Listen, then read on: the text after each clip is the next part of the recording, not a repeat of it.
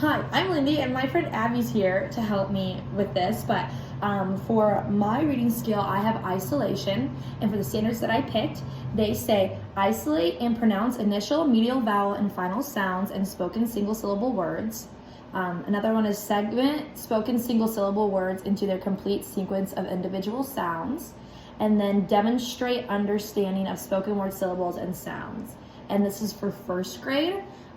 So the title of my game is called Sound Sort. So isolation involves having students identify specific sounds in words, like the first sound, the middle sound, and the last sound. And isolation takes place only orally, not with written words, like most phonemic awareness things. Therefore, the center will not have any reading in it, but we'll practice with objects instead, kind of like pictures.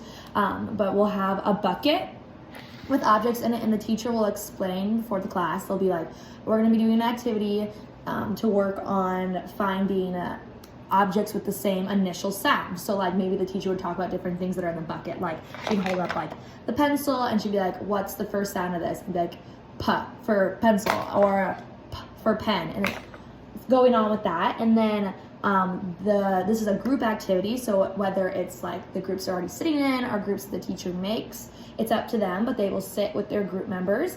And it's a great activity because not only do the people who aren't picking out the objects getting tested, but also the person who's picking out the objects, because they need to like figure out for themselves which one has a different sound. So the teacher's going to explain that whoever's going first, and to mediate, like maybe you can say like whoever is the youngest gets to go first, the oldest, whatever like that.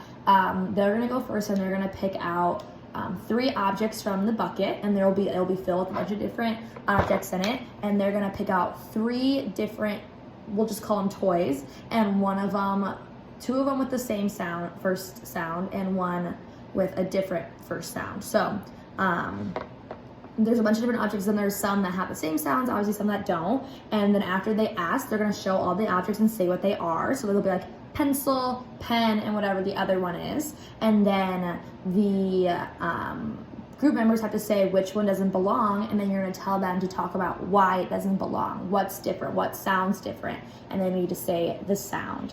After all of the groups are done, the teacher can go over like medial vowel sounds with the whole class and like ending sounds, but for the sake of like, because the teacher can't like be with each group, I feel like starting sounds is the easiest for them to do as individual activities, and then medial vowels and final sounds can be done as a class. So the materials you need a bucket of just completely random things. They can be like from around the classroom, indoor recess toys, manipulatives, stuff like that. And to differentiate between students of different reading abilities, that's where like the groups come in. It's really nice. Like you can either have them sitting in groups already about like where they are in reading level, or you can move them. So like if they struggle, you can put the kids who struggle more at one table, and that can be the table that like you're giving the teacher's giving extra attention to. They're walking around. Maybe there's I don't know if there could technically be easier objects, but maybe objects that they're more familiar with. And then for students who are more advanced in their reading levels, there can be, the teacher can go up and individually tell them to practice with medial vowel and final sounds, because then the students, because it is like in groups, you can like give different levels of work to different students who need it. So me and Abby are gonna play this game. And this is basically it. Go ahead. Cat, caterpillar, and a pen.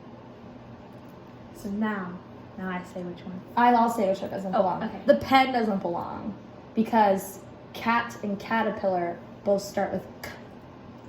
Yeah. Just like that. That's how you play. Thank you.